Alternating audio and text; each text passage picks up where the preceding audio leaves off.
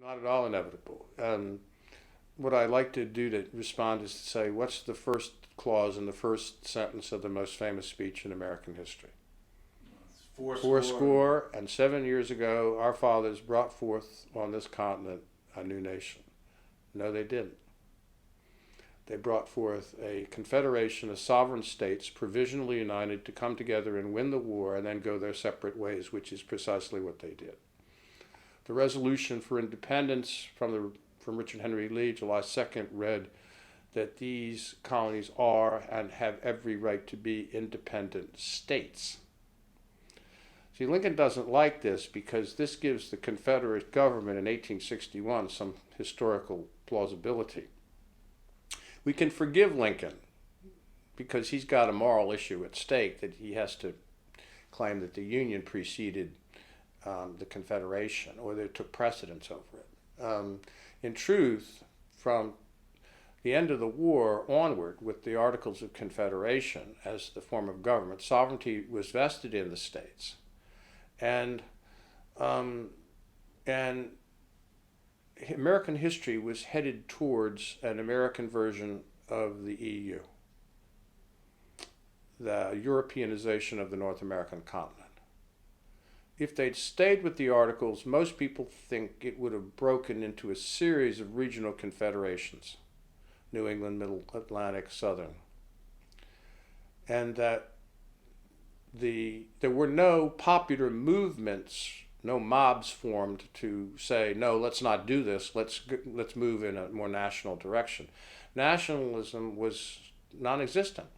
People didn't identify with the nation. They identified with at most their state, and the average American was born, lived out his or her life, and died within a 28-mile radius.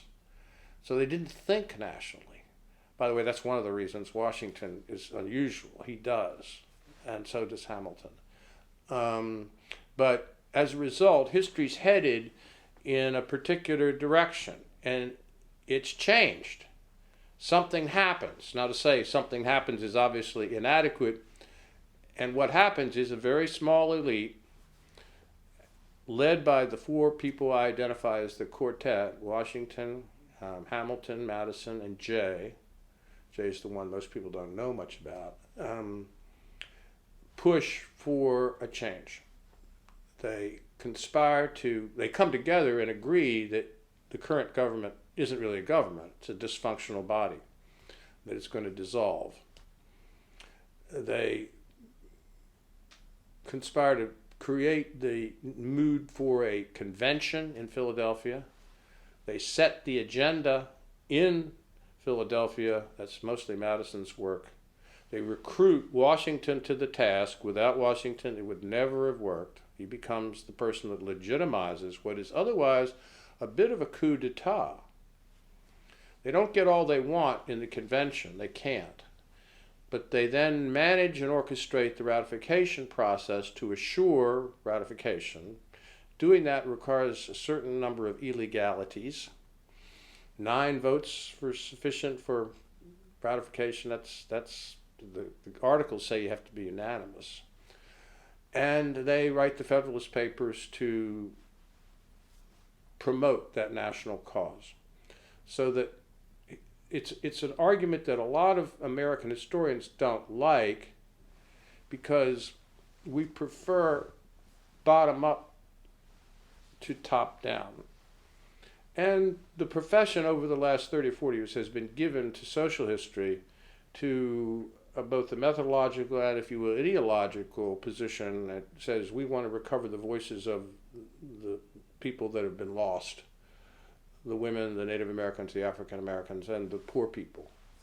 So that if this is like you're looking for the downed Malaysian airliner, they're looking at another part of the Indian Ocean than I am.